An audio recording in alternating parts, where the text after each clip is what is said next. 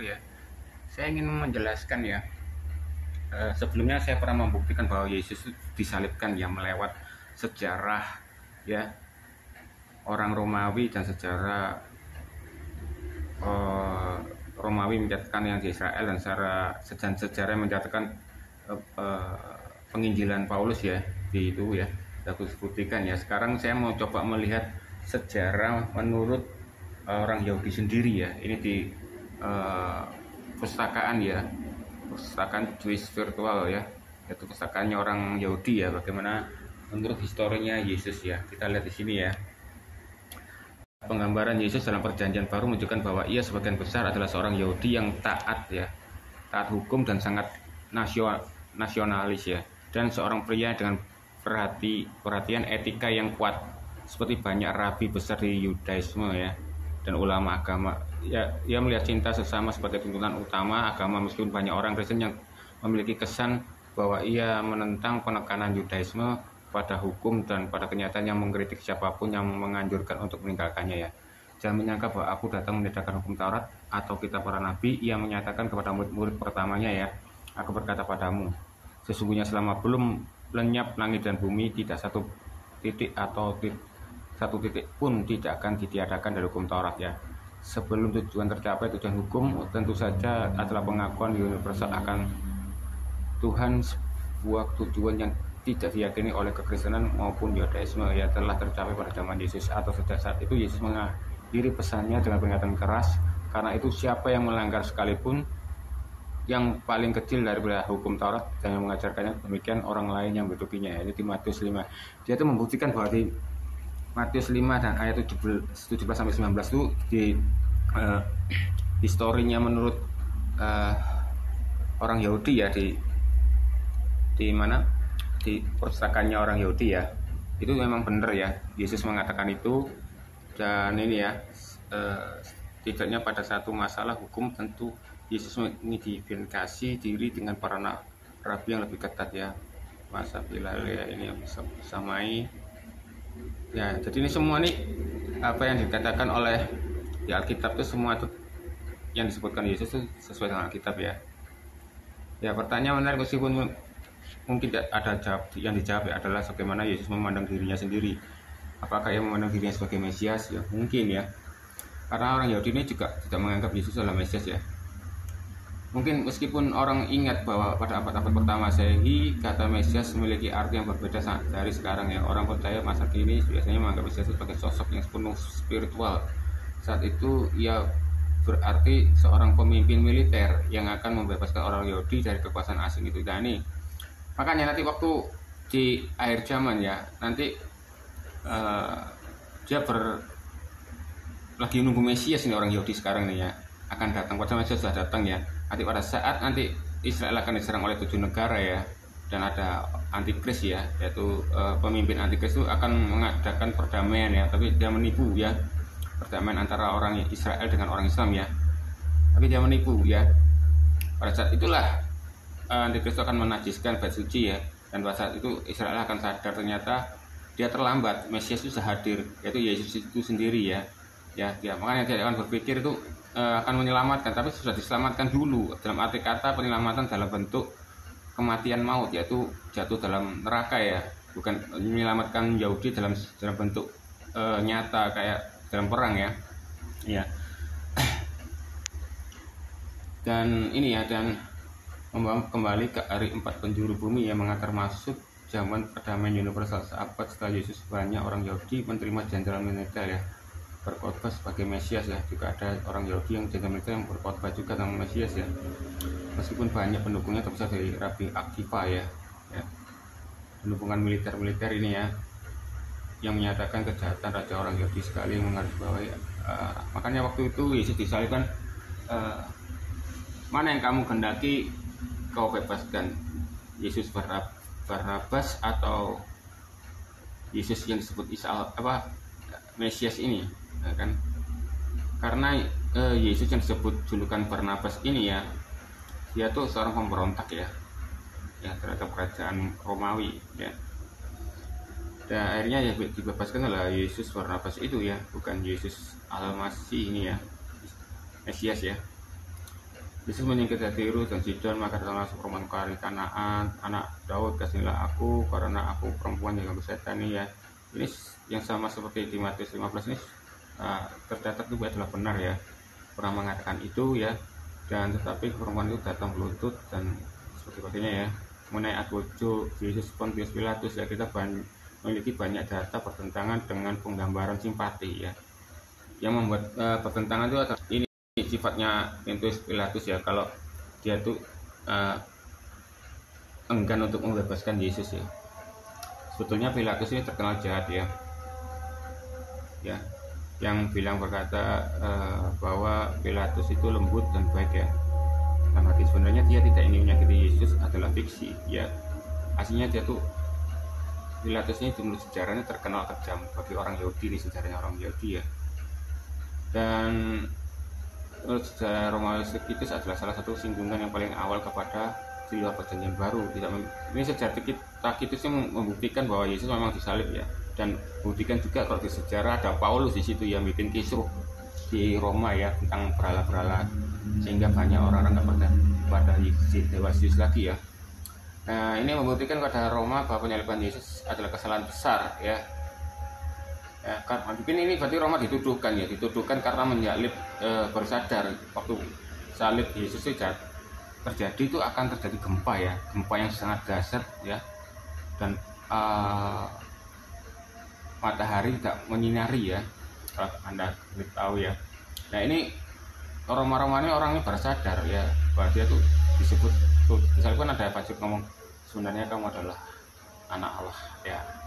Nah, itulah dia Roma ini istilahnya itu berkilah ya.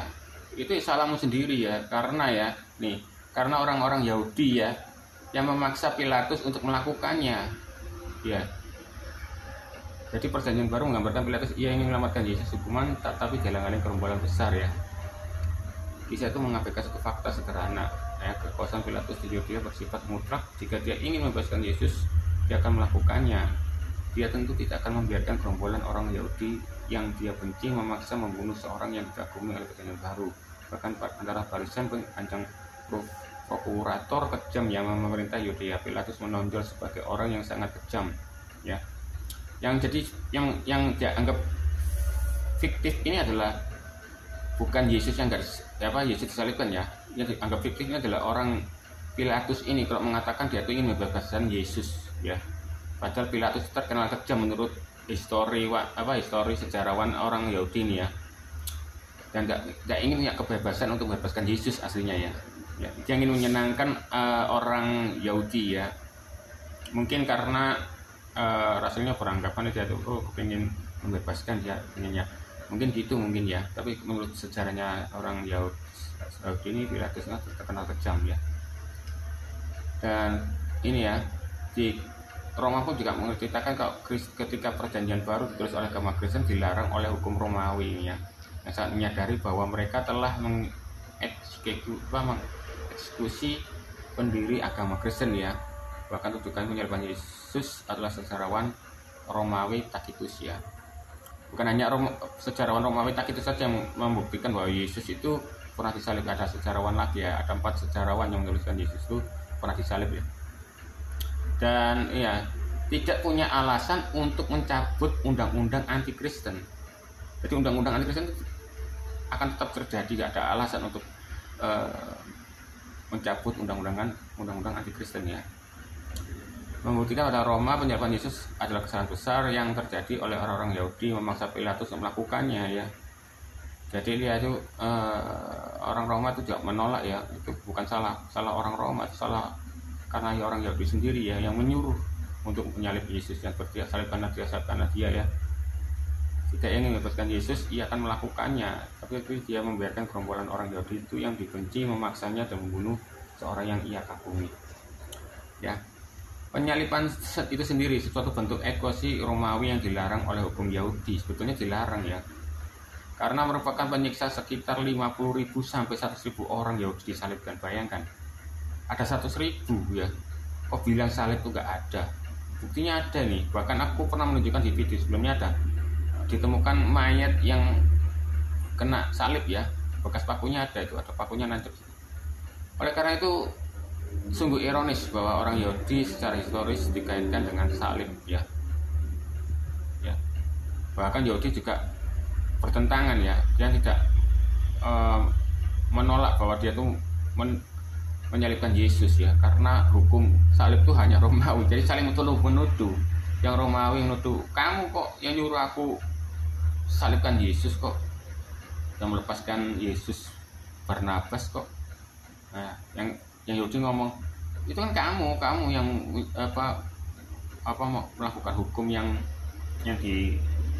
harusnya dilarang ke orang Yahudi ya, gitulah. Dan terakhir banyak sarjana orang Yahudi cenderung memandang salah satu orang Yahudi abad pertama, kedua yang mengaku ini ya, orang sejarawan ya, ada yang mengaku Yesus adalah Mesias, ada yang tidak mengaku adalah Yesus adalah Mesias ya, yang berusaha membebaskan Yudea dari penindasan Romawi. Namun hampir tidak ada sarjana Yahudi yang percaya bahwa Yesus bermaksud untuk memulai agama baru ya. Berarti sarjana orang-orang Yahudi ya, dia tuh tahu bahwa Yesus itu tidak memulai agama baru ya. Pada saat sebagian besar orang Yahudi percaya, dia pasti akan lebih betah di sinagog daripada di gereja. Jadi misal pun ya, kalau Yesus itu kembali saat ini ya, menurutnya orang Yahudi ini ya, pasti dia akan betah ada di bait suci daripada di gereja ya. Semakin banyak sarjana Yahudi percaya bahwa pendiri sejati agama Kristen adalah orang Yahudi abad pertama lainnya seperti Paulus ya. Jadi orang Yahudi itu beranggapan bahwa agama Kristen itu pendirinya tuh sejatinya adalah Paulus. Sebetulnya Paulus tidak mendirikan agama Kristen ya, karena dituduhkan oleh orang Roma itulah ya, mengenai Injil, bahwa Yesus itulah Injil ya, yang turun dari bumi ya. Dia percaya karena muncullah sekte Kristen itu ya. Bahkan orang Yahudi berpikir ya pendirinya dia, padahal dia nggak percaya sama Yesus itu tadi. Yesus bermaksud untuk memulai tidak ada sarjana Yahudi yang percaya ya, rupanya loh, bahwa Yesus bermaksud untuk memulai agama baru. Dia yakin Yesus tidak memulai agama baru gitu loh. Ya, memang dia tidak memulai agama baru ya. Nah, karena Injil itu ya Yesus itu sendiri, dan kamu tak percaya gimana lagi gitu. Seorang Yahudi abad pertama lainnya Paulus ya. Sebagian besar pernyataan yang dikaitkan dengan Yesus dalam perjanjian baru dengan ajaran Yahudi tentu saja ini mengejutkan, karena Yesus pada umumnya mempraktikkan Yudasisme Farisi Rabani. Ya, memang dia adalah seorang guru dan rabi ya. Dia itu juga termasuk Farisi ya. Farisi itu adalah guru ya. Ya. Farisi itu adalah mempercayai akan kebangkitan setelah mati. Kalau Saduki itu tidak mempercayai kebangkitan. Berarti Yesus itu dianggap seorang Farisi ya. Dia juga rabi, kan Farisi kan rabi, mengajar-ngajar di bait suci ya. Yesus yang bertentangan secara diametral dengan ajaran Yahudi. Makanya Yesus itu ngambil gelar rabi atau Farisi ini ya karena melalui petabisan. Makanya sebagai saksi dan 12 Rasul Paulus, dia tidak menuliskan secara jelas akan Yesus setelah umur 12 dan antara 30, karena itu hanya pentabisan ya. Dan dia juga mengurusi saudara-saudara yang bukan sekandung, maksudnya yang bukan sekandung dia.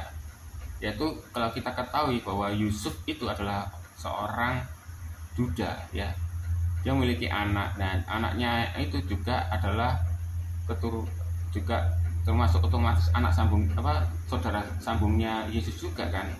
Nah, dan waktu itu Yesus itu juga agak umur berapa yang di antara 30 sama 12 itu Yusuf meninggal. Jadi otomatis Maria itu masih perawan ya. Masih perawan, dan Yesus membesarkan anak-anak yang dari kedudaannya Yusuf ini. Makanya dia punya saudara-saudara. Makanya orang berpikir, oh berarti Maria punya anak lagi. Enggak, itu saudara yang dari anak dudanya Yusuf itu tadi ya. Dia juga bekerja ya untuk memenuhi kebutuhan untuk ibunya ya. Enggak seperti Mamat itu, dia nyolong dan sebagainya, atau menjarai sesuatu itu. Dia bekerja ya, dia tukang kayu ya, dan juga menghidupi itu anak-anaknya dudanya Yusuf itu tadi ya.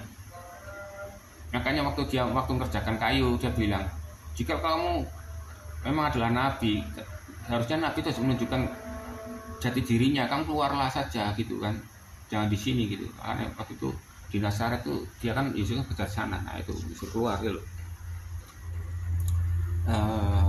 Dan ini ya cukuplah bagi kita untuk mengenali suatu kekayaan kemuliaan Tuhan, anak domba menanggung dosa dunia ya.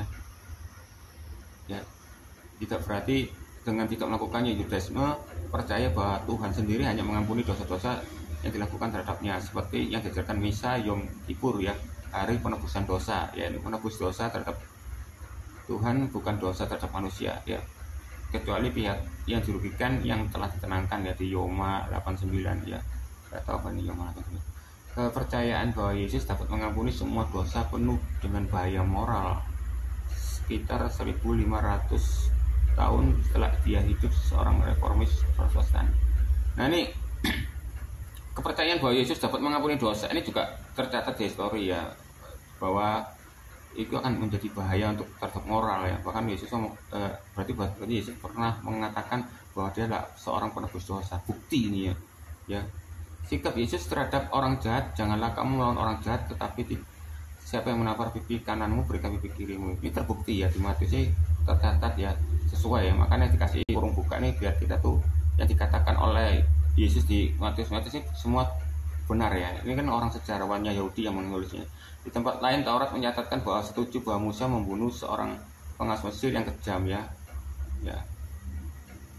Ulangan ini ya, memerintahkan agar memberikan perlawanan yang kuat atau orang jahat, engkau terus membakar kejahatanmu itu di tengah-tengahmu. Ini seperti yang dikatakan oleh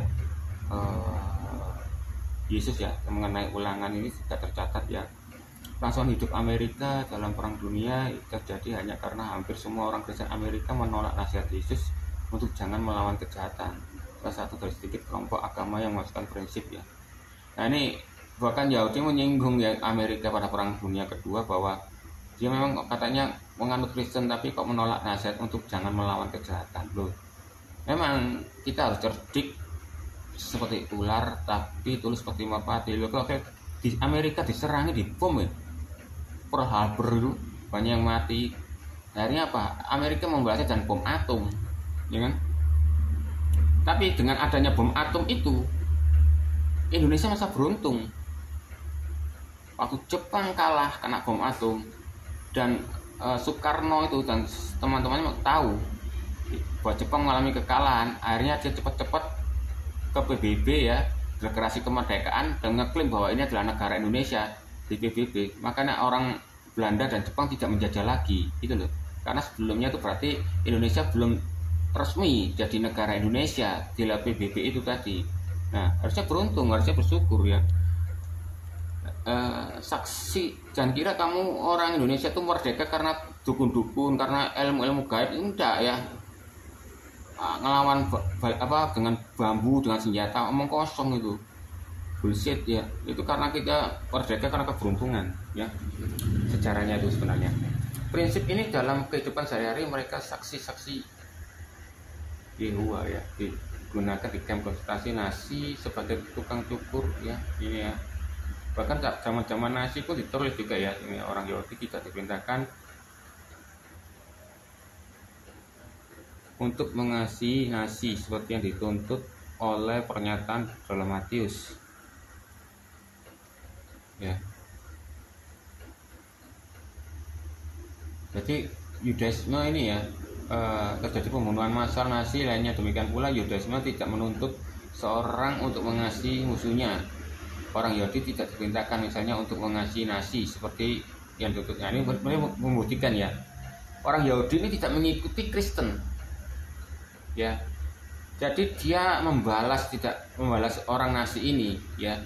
Dia akan membalas, jadi kamu ngasih kejahatan, aku tak kejahatan. Ya orang Yahudi ini nyindir. Orang Amerika mengikuti Kristen tapi kok dijati kok balas. Nah, sedangkan Yahudi bilang kami tidak mengikuti ajaran Nasrani ya, jadi kami berhak untuk tidak mengasihi nasi juga ya. Ya, bahkan tidak akan melakukan apapun untuk menyakiti mereka atau membunuh masalah nasi.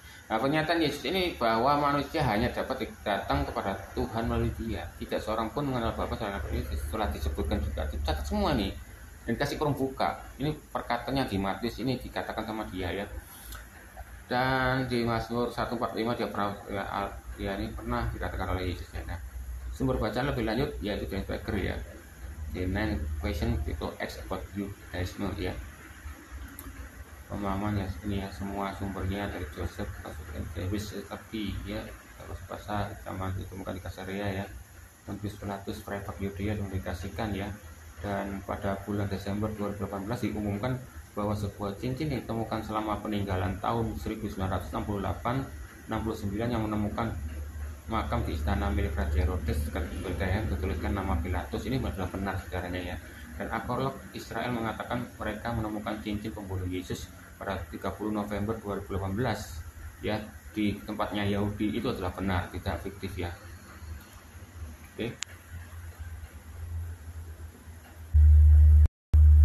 Oke, kita kembali ya. Menurut sejarah ya yang di perpustakaan orang Israel ya, yang mengatakan tentang Muhammad ya. Muhammad ini sekitar tahun 570 sampai 632 ya. Ya. Muhammad lahir di Mekah sekitar tahun 570 Masehi ya. Dan merupakan anggota suku Quraisy ya, India ya. Seperti halnya Musa dan Yesus, kita tidak tahu banyak tentang masa kecilnya. Jadi Yahudi ini juga memang betul ya, Yahudi itu tidak mengetahui lahirnya Yesus di mana ya, karena dia tahu-tahu muncul di Nazaret ya, ceritanya tuh begitu. Makanya ini yang menyebabkan orang Yahudi itu tidak percaya Yesus adalah Mesias ya. Sedangkan aku pernah menunjukkan sejarah ya, kalau Yesus kalau di Bethlehem itu terjadi pembunuhan terhadap Herodes di video saya ya. Mungkin video saya mungkin kepotong karena TikTok itu terlalu kecil ya, tidak bisa 1 jam lebih ya. Nah, itu menunjukkan bahwa Herodes itu ada di zaman 4 sebelum 4 Masehi ya. Ya, itu mengadakan Herodes itu pernah melakukan pembunuhan ya terhadap orang-orang di Bethlehem itu, anak kecil itu berarti membuktikan bahwa Yesus itu ada di sana ya. Oke, ini kita lanjut ya. Dan orang tuanya meninggal saat dia masih kecil dan tidak pernah belajar membaca dan menulis ya. Saat berusia 12 tahun ia mengunjungi Suriah pertama kali bertemu dengan orang-orang Yahudi dan Kristen, dan tampaknya ia mulai menghormati kaum kitab ini. Pertamanya menghormati orang Yahudi ini, Muhammad ini.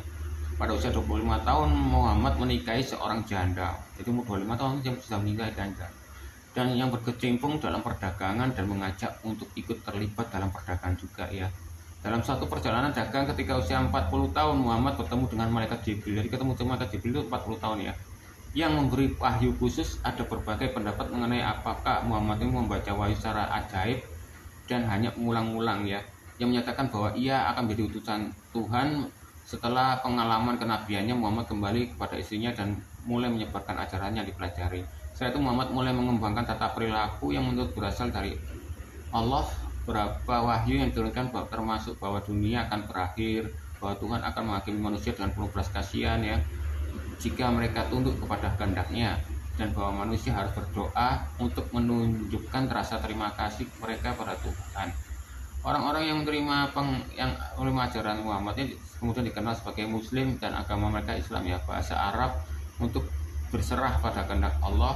Muhammad dianggap sebagai nabi terakhir dan paling sempurna selama 2 abad, dan kemudian Muhammad hukum Islam dikodifikasi ya dalam syariah, dan Muhammad dianggap sebagai nabi terakhir yang paling sempurna. Ini bukan orang Yahudi menganggap Muhammad ini sebagai nabi terakhir dan paling sempurna.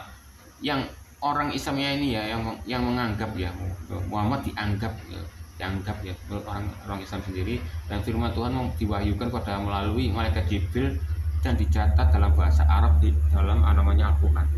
Prinsip-prinsip Islam ini berkembang dari waktu ke waktu, dan sepertinya halnya orang terdahulu mengaku sebagai nabi.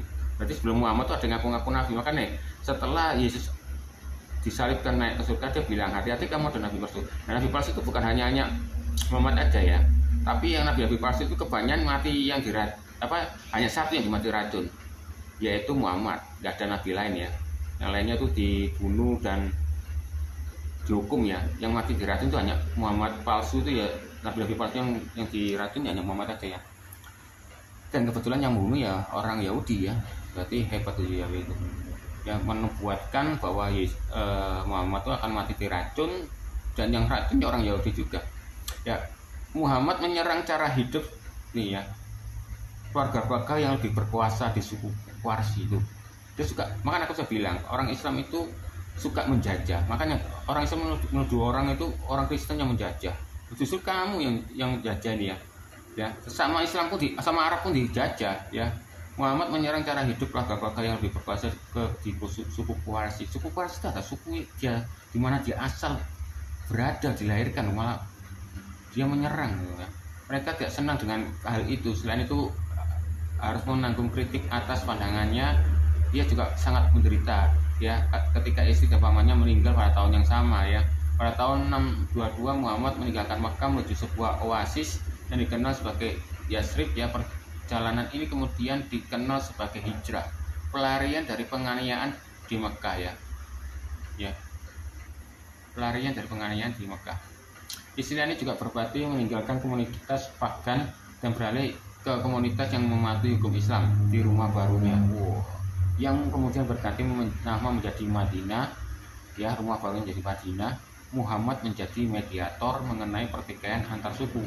Menariknya di Madinah juga memiliki komunitas Yahudi yang cukup besar, yang mungkin pindah ke sana setelah diusir dari Palestina oleh bangsa Romawi. Ya. Muhammad menghormati orang-orang Yahudi dan ajaran-ajaran awalnya tampak meminjam tradisi Yahudi. Namun, orang-orang Yahudi mulai menjauhkan diri dari Muhammad ketika ia bersikap kritis karena mereka tidak mengakui sebagai seorang nabi.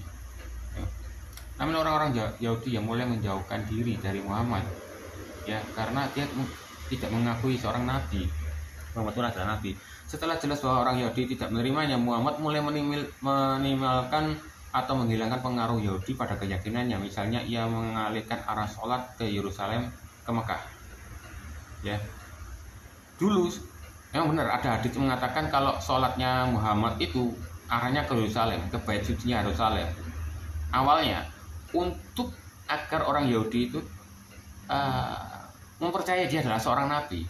Ya sama seperti dia membelokkan seolah-olah sunat itu adalah punyanya Islam juga, dan nabi-nabinya cita-cita dibelokkan ke Islam juga, padahal asal mulanya itu adalah Arab pagan ya, membuat seolah-olah itu ambil bagian ya. Makanya aku pernah bilang bagaimana caranya kalau cerita Dragon Ball ini bisa ketemu sama Marvel, caranya apa? Bikin aja timeline cerita untuk menuju ke universal, maka akan saling sambung. Nah ini ceritanya khayalannya Muhammad itu disambung dengan cara seperti itu ya.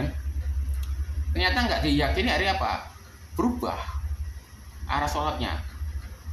Sebelumnya ke bait suci, mungkin ke timur ya, dipindahlah ke barat gara-gara orang Yahudi nggak percaya. Itu benar, dia ada mengatakan itu, dan sama sejarah yang di Yahudi mengatakan tidak benar ya. Dan menjadikan hari Jumat sebagai hari khusus untuk sholat dan menolak hukum-hukum diet Yahudi ya, kecuali larangan makan daging babi ya. Nah, dia menjadikan hari Jumat hari khusus untuk sholat ya, dan menolak hukum-hukum diet Yahudi ya. Bahwa dia itu juga nggak mengikuti tentang Yahudi lagi, soalnya karena dia sebelumnya dia sangat tertarik dengan Yahudi ya, karena dia dapat wahyu dari Jibril ya. Orang Yahudi nggak percaya, dia nesu ya. Awalnya mengatakan bahwa orang-orang Arab adalah keturunan Abraham ya, melalui putra Ismail. Tetapi dalam Al-Quran, hubungan Abraham dengan orang-orang Yahudi disangkal dengan Muhammad, menegaskan bahwa Abraham hanya patriark Islam, bukan Yudaisme juga, karena ia menyerahkan dirinya kepada Allah ya kan.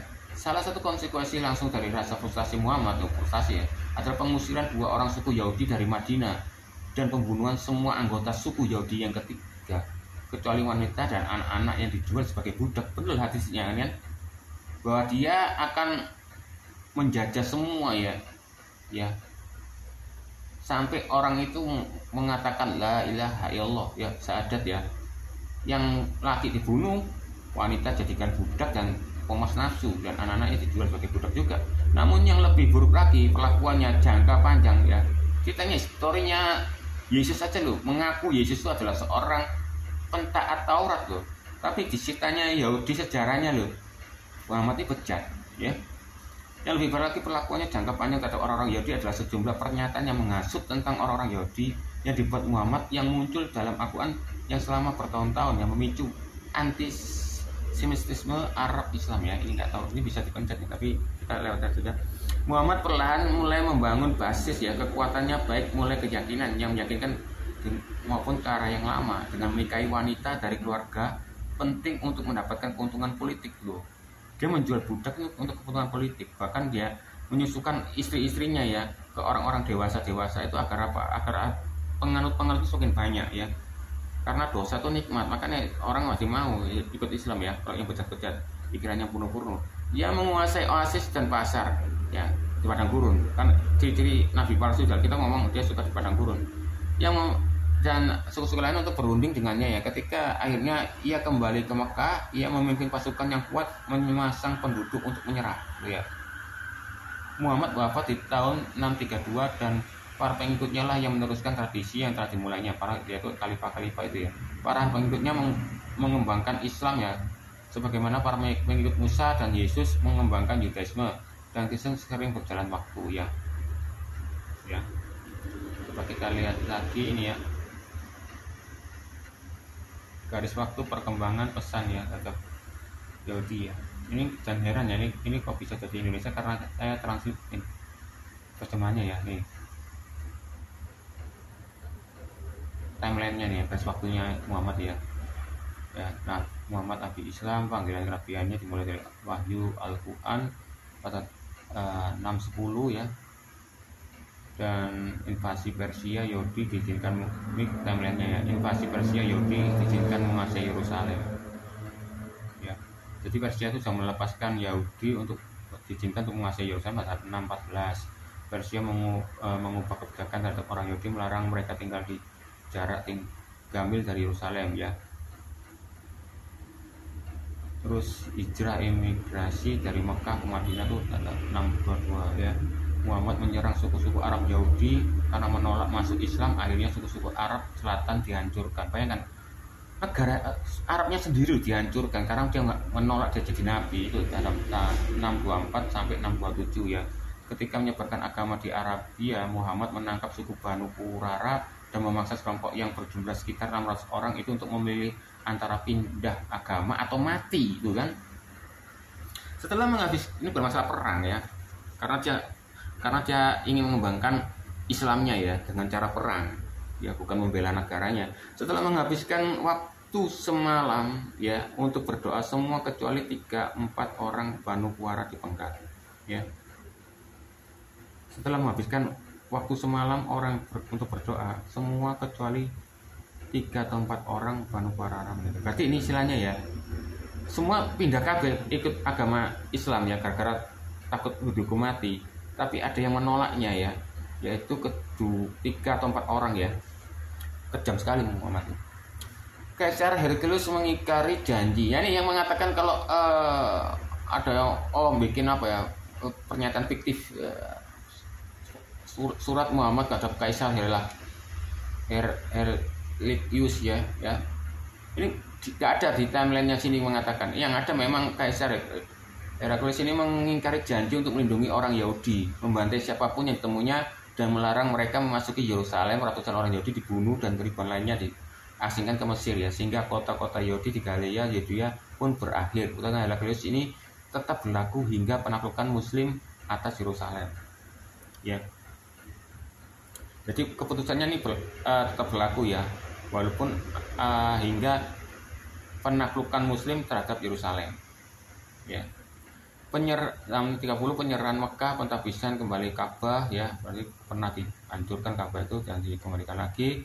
Suku Yahudi Khaybar mempertahankan diri dari pasukan Muslim ya, dengan merundingkan penyelesaian di mana setengah dari hasil panen mereka diberikan pada Muhammad sebagai ganti perdamaian. Suku-suku Yahudi lainnya ya, termasuk Badar, Ketema dan Maknah mencapai kesepakatan serupa. Jadi untuk biar kamu tidak mati ya, dan mau dijajah itu bukan hanya syahadat saja ya, tapi juga memberikan persembahan ya. 590-604 Paus Georgius Agung. Sekitar tahun 600 periode Yonim panik Yahudi. 632 Muhammad wafat, menciptakan 4 khalifah yang mendapatkan petunjuk benar dalam Islam ya. 637 pasukan muslim merebut Syria, memaksa sekitar 100.000 orang Yahudi di kota itu untuk mengikut Fakta Umar ya, yang berarti mereka diteruskan oleh Umar ini, yang berarti harus berdoa dengan tangan, tidak membangun sinagog baru, dan tidak mencegah orang Yahudi masuk Islam ya. Orang Yahudi juga dilarang menunggang kuda dan menduduki jabatan peradilan dan sipil, dan dipaksa mengenakan tanda pengenal berwarna kuning ya. Terus 638 Khalifah Umar menaklukkan Yerusalem dan orang-orang Yahudi diizinkan kembali ke kota itu di bawah Islam ya. Yerusalem dan orang-orang Yahudi diizinkan untuk kembali ke kota tersebut berdasarkan ya pembunuhan Ali adalah 661 pembunuhan Ali ya. Ini mungkin Ali itu adalah cucunya Muhammad ya. 661 dinasti Umayyah Islam di Damaskus ya. 669 serangan muslim terhadap Konstantinopel Kristen ya. Ini membuktikan muslim yang menyerang ya, bukan Kristen ya. Pembantaian putra Ali Husain ya, ini cucunya Muhammad yang 680. Umat Islam memperluas Yerusalem dan membangun kembali tembok di jalan, yaitu memasang tembok ya. Kubah batu dibangun di lokasi kuil pertama dan kedua oleh Khalifah Al-Malik.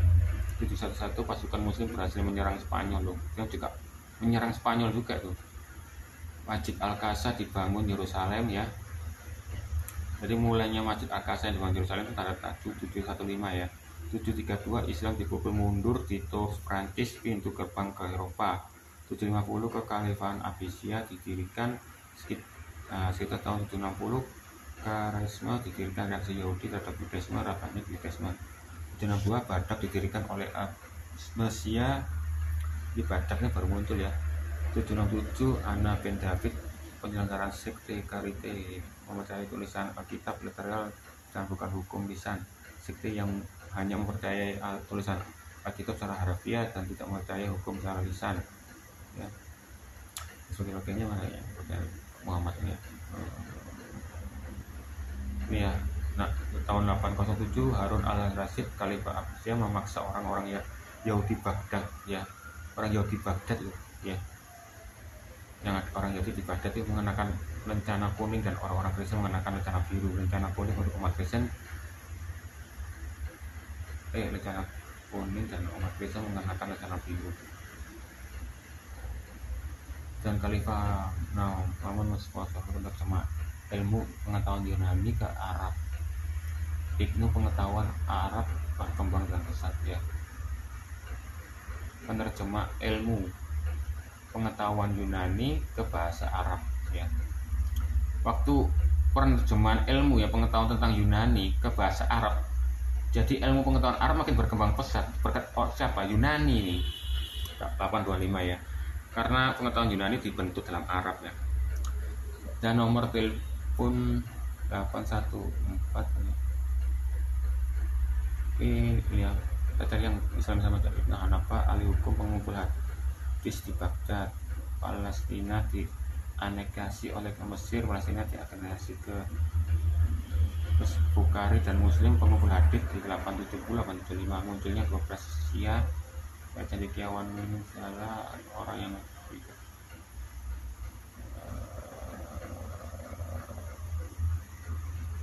ini Khalifah Al-Aziz mengalahkan Pangeran Turki di Ramleh, menandai dimulai kekuasaan Fatamis Israel. Ibnu Al-Bawa merupakan penemu salinan Al-Quran yang tertua yang ada di atas kertas Baghdad pada tahun 1001. Ini tahun 1008 Khalifah Mesir Hakim yang mengaku sebagai dewa menekan semua non-muslim untuk pindah agama dan memaksa semua Yahudi untuk mengenakan anak lembu emas ya. Jadi orang Yahudi itu diserang kanan kiri loh. Islam ya, Mesir dan sebagainya ya. Tahun 1009 teks tertua dari Alkitab Ibrani lengkap yang masih ada telah tertulis.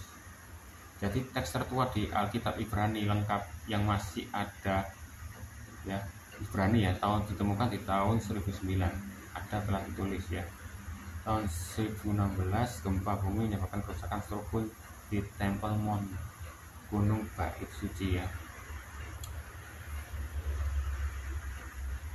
Oke, ini pemberontakan ya, ini banyak ya, tapi ini sudah selesai ya. Muhammad Samati diganti khalifah-khalifahnya ini.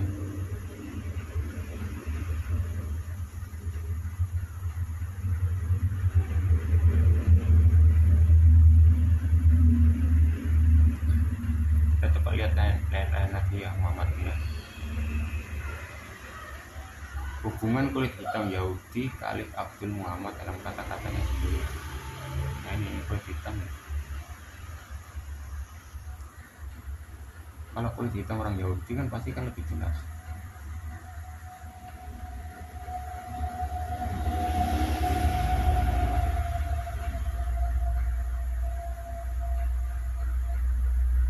Pada tahun 1985 Muhammad telah menjadi salah satu penasihat paling terpercaya Menteri Louis Farrakhan di Nation of Islam yang menangani Farrakhan. Ini bukan Muhammad Nabi, ini adalah Muhammad lain ya. Awal mula keterangan Muhammad ditandai pidatonya di Kent College. Wala ini bukan Muhammad Nabi ya, ini Muhammad lain ini.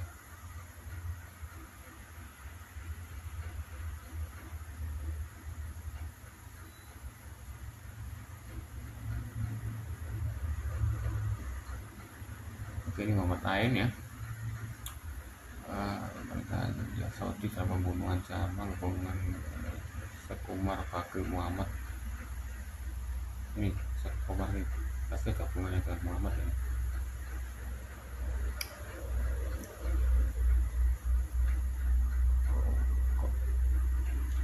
Otomatis ya.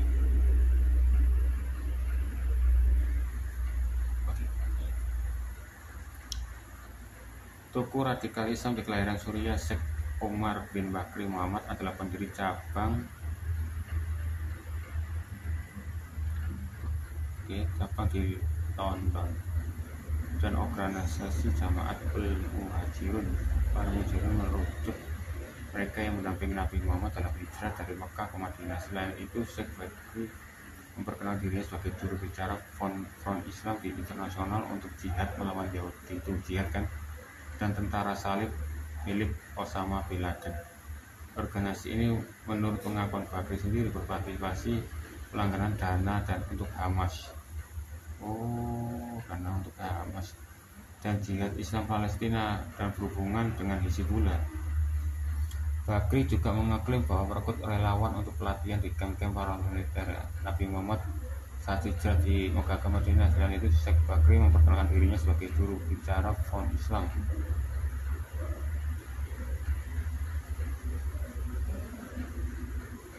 Dan Saudi. Ini berarti ini Muhammad lain ini ya. Ternyata muncul Muhammad untuk meneruskan Muhammad yang meninggal itu ya. Gila, luar biasa ya. Syekh Umar Bakri Muhammad.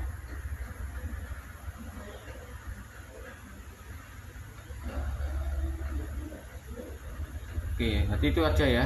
Gak ada lagi Muhammad ini ya, tentang ini pengakuan terhadap orang Yahudi di negara Arab dan Islam ya.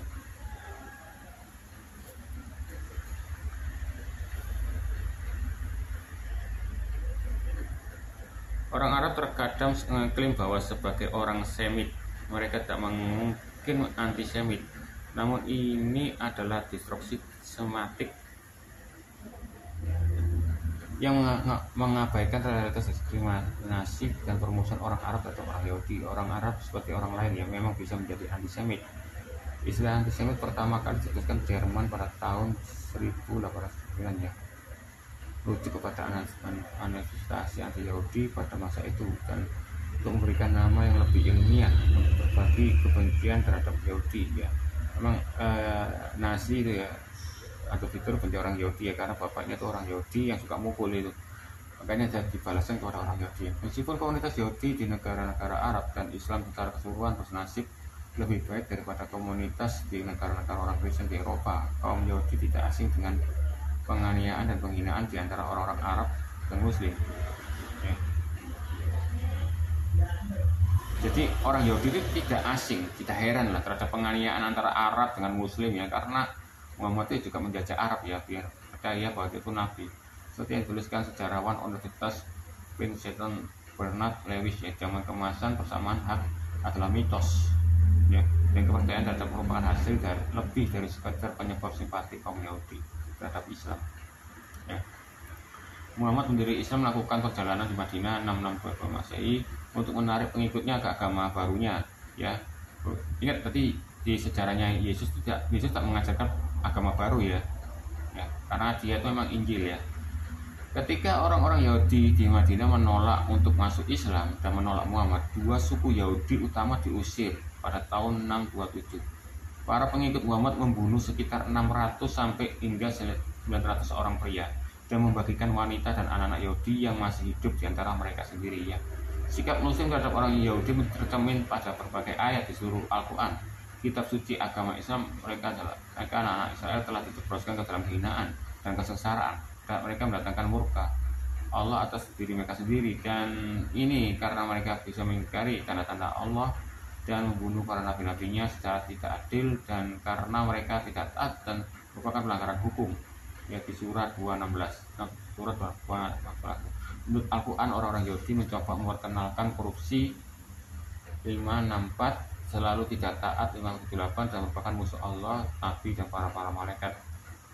Jadi orang Yahudi dituduh ya melakukan korupsi, tidak taat, dan merupakan musuh Allah ya, dan Nabi, para malaikat ya. Dan suku Dimini ya. Namun sebagai orang kitab, orang Yahudi dan Kristen dilindungi di bawah hukum Islam. Konsep tradisional di mana surat perlindungan diperluas oleh penaklukan Muslim kepada orang Kristen dan Yahudi sebagai imbalan atas ketundukan mereka pada kaum Muslim. Orang-orang yang tunduk pada kekuasaan Muslim biasanya memiliki pilihan antara kematian dan pertobatan. Tuh, pilih mana? Jadi Islam atau mati. Tapi orang Yahudi dan Kristen yang mematuhi kitab suci diizinkan sebagai ini orang yang dilindungi dengan menjalankan iman mereka, namun perlindungan ini tidak banyak membantu untuk memastikan bahwa orang Yahudi dan Kristen diperlakukan dengan baik oleh kaum Muslim. Sebaliknya, aspek integral dari dhimma adalah bahwa sebagai seorang kafir, ia secara terbuka mengaku superioritas orang percaya sejati ya, diizinkan sebagai dhimmi orang yang dilindungi untuk menjalankan gaya-gaya mereka ini. Pada tahun-tahun awal menaklukkan Islam upeti dan jizya. Jadi ini, oke lah, kamu tetap bisa menyembah Yahweh ya, tapi dengan syarat dengan minta upeti nih atau jizya. Betul katanya Kristen ini ya, yang dibayarkan sebagai pajak pemungut suara tahunan melambangkan ketundukan dimimi.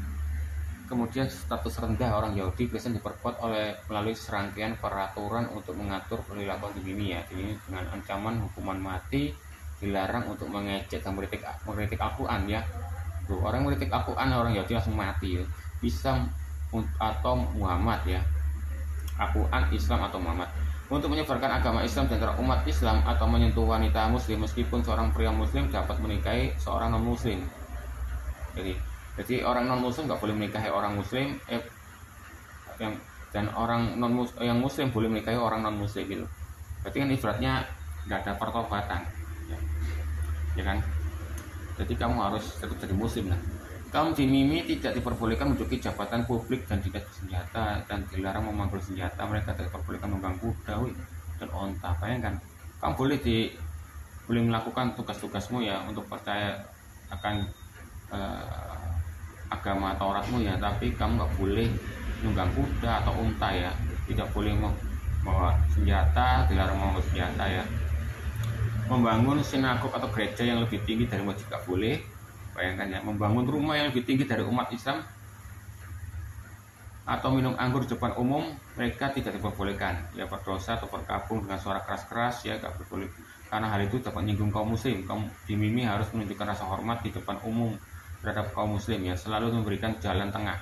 Kaum Dimimi tidak diperbolehkan memberikan bukti di pengadilan terhadap seorang Muslim, dan sumpahnya tidak dapat diterima di pengadilan Islam. Untuk membela diri, kaum Dimimi harus beli saksi ya, saksi Muslim dengan biaya yang mahal. Hal ini membuat kaum Dimimi tidak memiliki banyak jalan hukum ketika disakiti orang Muslim.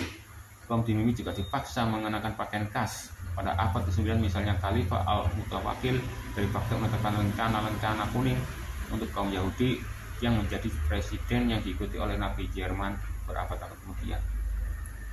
Wah, ternyata Muhammad ini bersahabat dengan Jerman. Kekerasan orang Yahudi di berbagai masa orang Yahudi sebagai Muslim yang dapat hidup berdamai relatif berkembang pesat secara budaya dan ekonomi, namun posisi orang Yahudi tidak pernah aman. Perubahan dapat di iklim politik, sosial seringkali menyebabkan penganiayaan, kekerasan, dan kematian. Orang Yahudi pada umumnya dipandang hina oleh tetangga-tetangga Muslim mereka yang hidup berdampingan secara damai. Nah, ini membuktikan bahwa Islam inilah mulainya menjajah ini ya orang-orang Yahudi. Ketika orang Yahudi dianggap telah mencapai posisi yang terlalu nyaman dalam masyarakat Islam, antisemitisme yang muncul seringkali dengan hasil yang menghancurkan ya.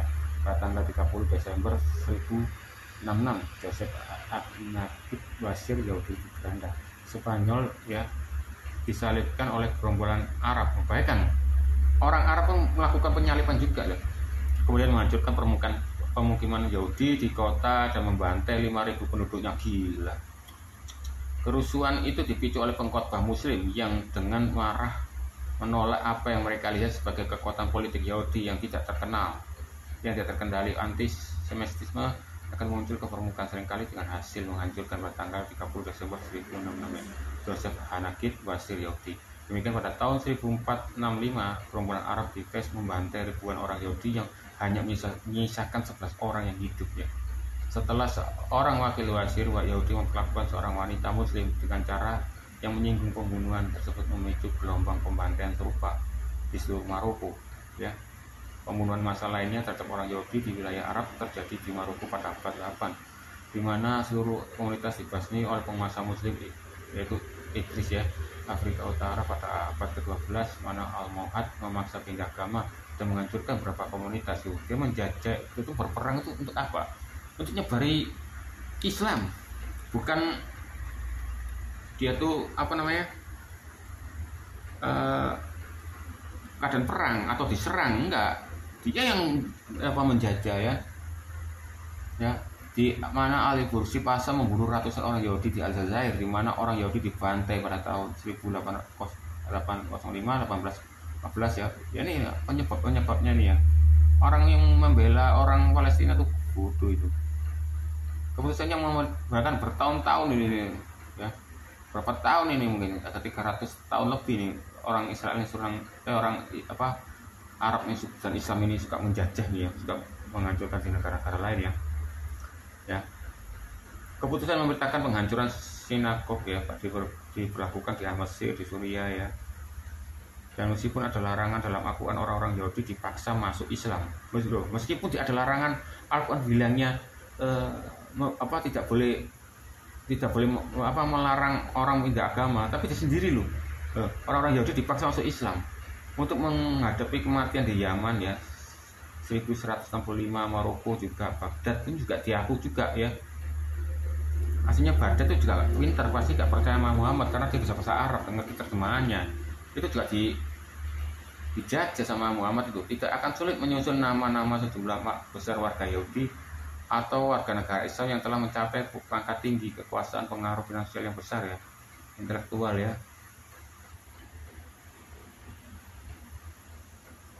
Ini sudah terpanjang penganiayaan, pengingitan. Padahal loh orang Arab tuh jadi pintar tuh karena semenjak kitab Yunani itu diterjemahkan dalam Arab ya. Situasi yang orang Yahudi di negeri Arab mencapai titik terendah pada abad 16 itu, gila, hampir terendah ini ya. Orang Yahudi di sebagian besar Afrika Utara termasuk Aljazair, Tunisia, Mesir dipaksa tinggal di situ ya. Ini kita bisa lihat semua ya ini ya. Ini berapa jam ini ya? Oh, masih 54 menit, hampir 1 jam ya. Yahudi meningkatkan ya, ini pada abad 20 termasuk di Mimi ya, ingat ya. Ya, oke, sekian dulu ya. Kita membuktikan bahwa menurut sejarah ya, buku sejarah sejarawan ya, di Yahudi ya, tentang Yesus, bedanya Yesus dengan Muhammad. Oke, sekian dulu, terima kasih.